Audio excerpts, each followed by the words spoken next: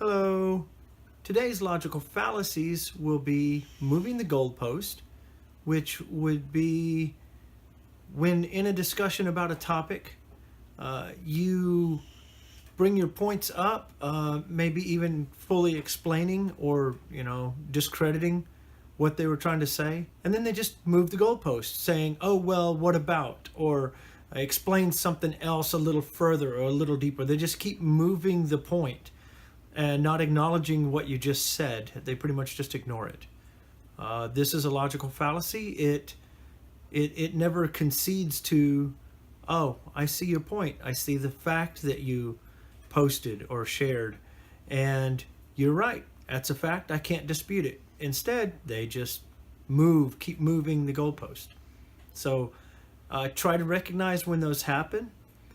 Bring them up. Tell them you can't just skip past this. What are your thoughts on this point, this fact, this thing that I have said? If it's not like a fact shared from a website or something, it's just something you said, and they pretty much completely ignore it. It's probably because they see it and they recognize maybe the flaw in their logic, but refuse to acknowledge it, and can't allow them to do that. We can't let people just keep running us around in circles. Another logical fallacy that you might run into will be begging the question. And it's pretty much just assuming that their statement or idea is correct based on a faulty logic, or sometimes even just simply a belief that it's wrong, so it must be wrong. Killing people is wrong, therefore the death penalty is wrong. But it takes a lot deeper examination to figure out if that's actually true. People might have their beliefs on it, but for all of society to make that decision just based on a broken logic like that could change things in a bad direction. And maybe the death penalty one isn't the greatest example. One example could be that you should eat fruit if you want to be healthy, because fruits are part of a healthy diet. Well, I'm sure there's plenty of people that don't eat a lot of fruits that are very healthy. They probably eat other things and take care of themselves properly. Even if they don't eat enough fruits, they're still healthy. So it's a flawed logic because in that type of logic, you would assume that if you don't eat fruits, then you're going to be unhealthy, but this just isn't true. So it's begging the question. And we probably get that a lot in the LGBTQ community. Certain belief systems will say you're wrong because my belief system says you're wrong. I'm not going to go all atheist and hardcore on this because I want everybody to be able to watch these videos and not feel attacked. I'm going to say belief systems and I'm not going to call out, but we will catch that a lot from religious people. Even one of my close relatives has messaged me and showed support, but also made sure that I don't tag them in things because they work with a religious organization, and that could be a problem because that religion has a problem with me because the book says it's a problem, and the book itself says is taken so seriously because of a circular logic in itself. The book is right because the creator of the book says that the book is right. Well, that's a very circular logic. That's just begging the question. And so we get that a lot, that what we're doing is wrong or is incorrect, is illogical, biologically incorrect, all these kinds of things, just because it hasn't always been that way. It's always just been A or B, boy or girl, male or female. You don't switch teams and you don't play in the midfield. And science is discovering a lot about this. Psychology, I guess you could say, I think that's still a science, but psychology is discovering a lot about genders and how fluid they actually are. And I will talk more on something that I just learned. I knew that there was XX and XY, and then there was intersex that had both, person born with both genitalia. There's actually 6 genders. It's really interesting. I'll do an entire video on that. There's different combinations of X, X, and XY, and some of them have like XXY, XYY, XXXY. It's pretty crazy, and it really kind of surprised me. I didn't know this, so I'm going to do a whole video on that. That there are actually legitimately 6 human sexes. So all of the people stating that there's just 2 sexes, male and female, are outright wrong, simply for lack of education. And I myself didn't even know this. So having learned something new is awesome. And I urge everybody to study up on things. Look things up. Google is an amazing tool. Yes, these days you can really fall into a lot of sites that have bad information and, you know, stuff that's just plain not true. But if you do enough research, I think on most topics there are more sites with reliable, true information on a specific topic than there are sites with false information. So if you find 2 sites that are completely contradicting each other, keep looking. If you find a lot of sites wavering on one side and only a few on the other, the majority could be right. I guess it depends on the topic, really. Right now, the hot topic is trans and non-gender, non-binary, mainly gender stuff, you know. So there could be tons of misinformation out there about that, especially because the conservative side and the far right tend to like to put a lot of information out there and make it look scientific. They even have, you know, science academies and scientific groups proving certain things, and they're just complete falsehoods. They're not an actual science at all. They're just a bunch of people who might happen to have a degree in something, claiming to be scientists in this, or doing incomplete studies. They might not even be falsifying their data. They're just not completely collecting data properly, or all the data that they should be collecting. They're ignoring some results, and this causes a skewed result on purpose. And I can't name any sites specifically, but you know it happens. It happens all the time. And yes, it happens on both sides.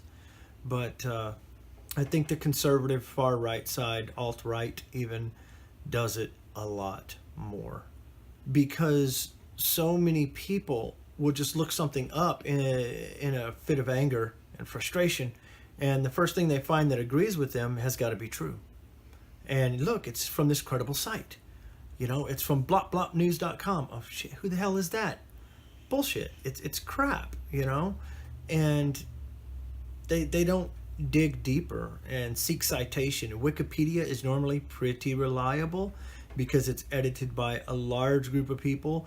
And the type of people who like to edit Wikipedia normally like to try and keep it legit and right. So if they start seeing falsehoods pop up, they will try to adjust it and change it and make it correct.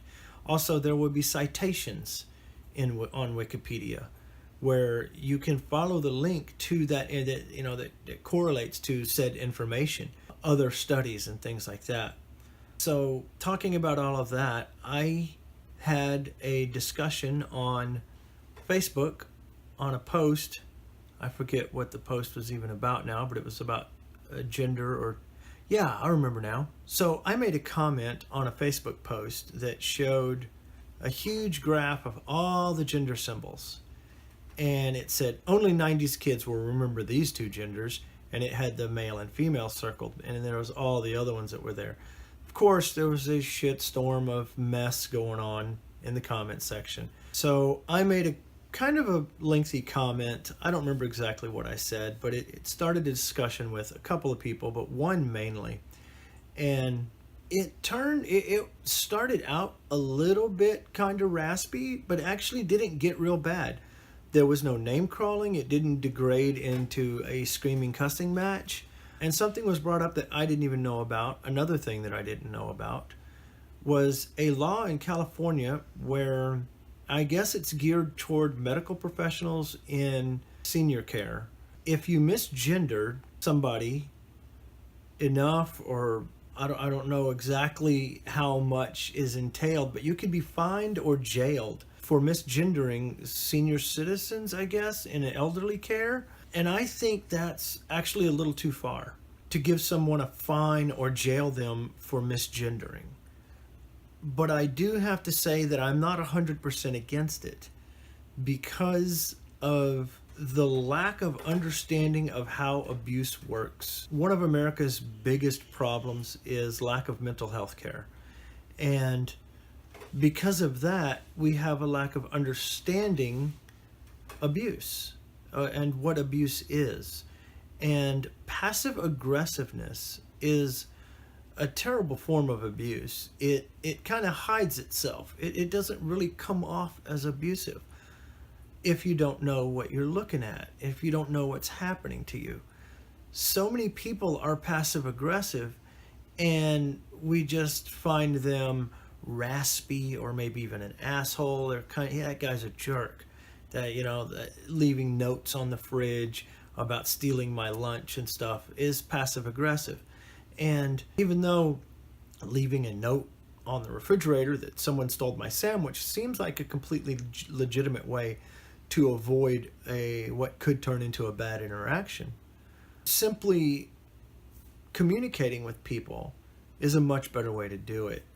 And misgendering somebody and not using the gender pronouns that they prefer, regardless of how weird or awkward or hard they are to remember, doing it aggressively on purpose is a passive aggressive attack on that person.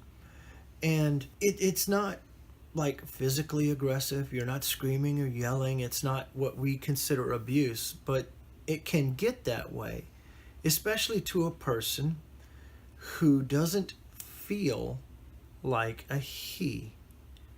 And when you keep calling me he, it's invalidating who I feel I am, regardless of how you feel I should be. So it's an attack. I feel she inside, regardless of whether I really look like it or not, and regardless of how bad my attempt to try and look like it is, that's who I am. And to aggressively misgender me or use my old name, stuff like that, my dead name, is aggression. It's an abuse. It's abusing my existence. It's denying it. And a single person doing it is really annoying. If that person has a in-depth interaction in my life, it can really be an abuse. If it's just my cashier that I happen to go to every time at the convenience store, it's just really annoying. Even though it's still an abuse, that person doesn't really have a lot of weight in my life, but it's still an abuse. And a caregiver is going to be there a lot for a person in an elderly care situation.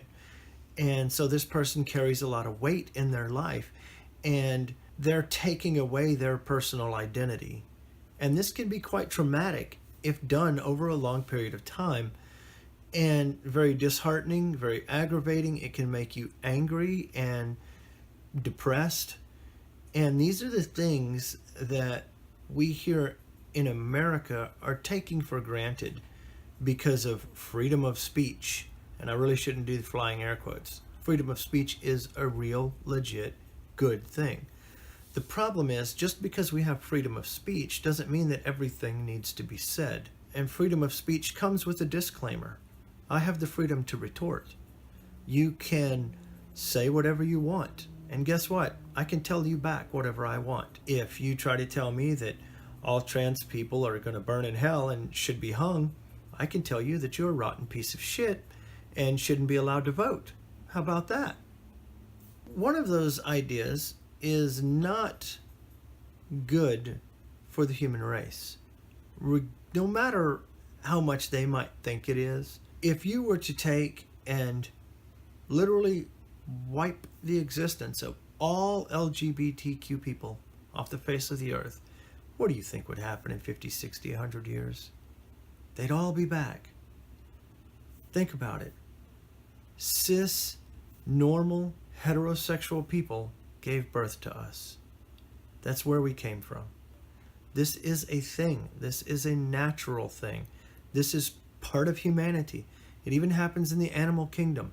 There are gay monkeys and stuff like that. I'll have to do a whole video on that. But yeah, this is normal. Even if it is a tiny little percent of the population, we're still normal.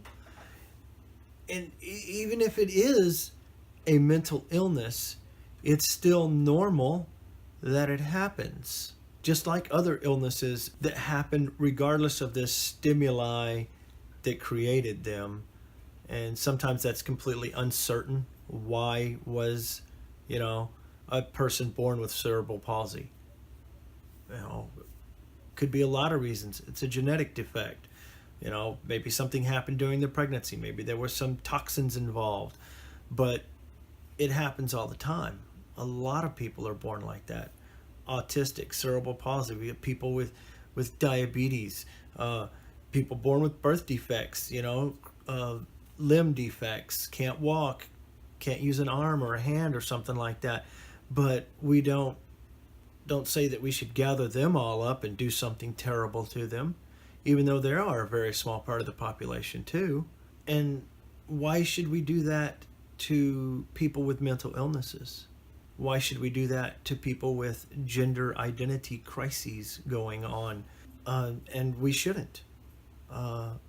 We need to start recognizing that regardless of whether the moral question of all people are created equal is answered or not, or how you might answer it, I still believe that everybody deserves at least an amount of respect to get to know them better, to get to understand their situation, to give them a fair chance in our society, not just judge them immediately as inadequate or unworthy.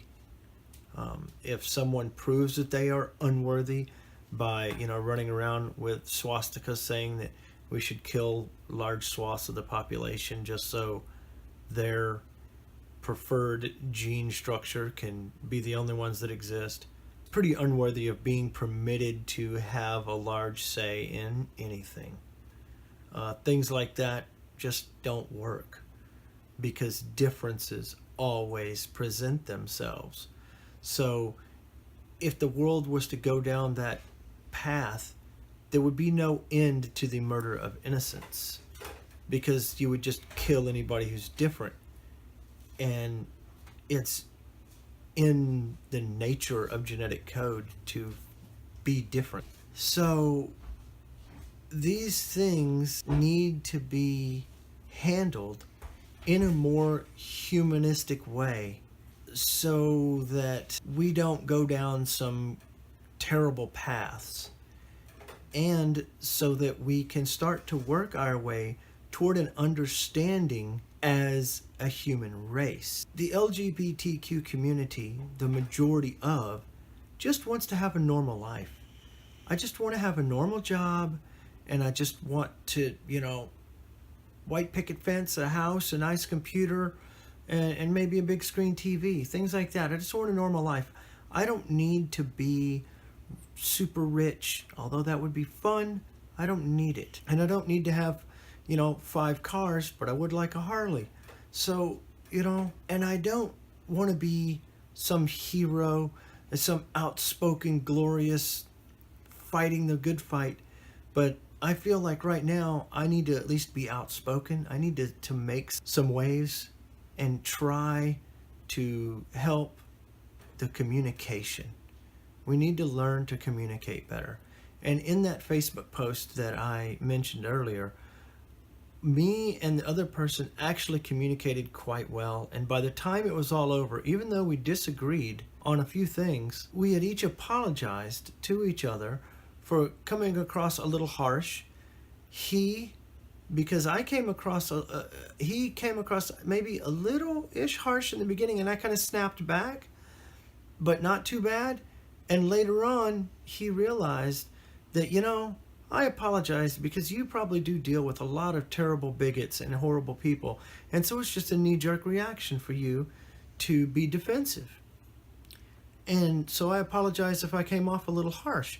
And that really surprised me, and I apologized for being too defensive too quickly before really getting to communicate with this person more. And we still talked a little bit more about that kind of topic, and then bid each other farewell and a good day. And I felt like it ended well because he also tended to agree with me in the end. Yeah, I kind of see your point. I understand where you're coming from here. And that's all I want, is for people to begin to get an understanding that we are not here to take over.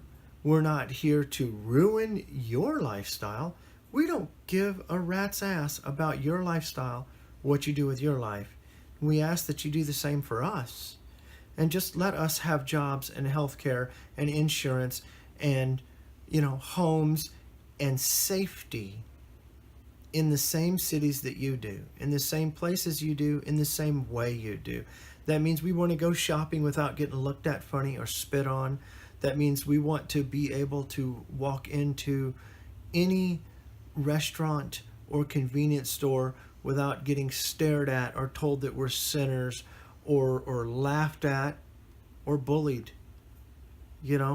That's all we want, is to just be our normal selves. Even if some people look radically different, so what? The punk scene has been around for decades and they look radically different. And then what was it? Emo came along. They looked radically different.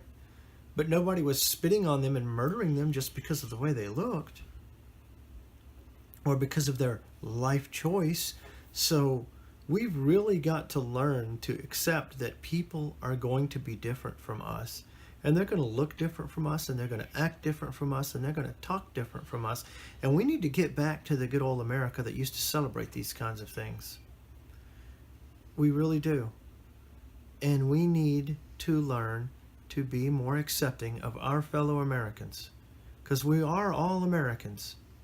I don't know who else can watch this video outside of America, hopefully everybody, but I'm mainly addressing Americans, but we're all humans. And I don't want to be nationalistic here. We're all humans. All LGBT people around the world should have these rights, should have this equality. Not just the American ones. All of us. Everywhere. Thanks for joining in tonight. I'm Lorelei. Don't forget to like and subscribe, and click the link on my Patreon page below to help support me and my videos so I can get some better equipment. Right now I have an iPhone on a selfie stick sitting on my couch. Hope the lighting was decent. Love you guys. Thanks.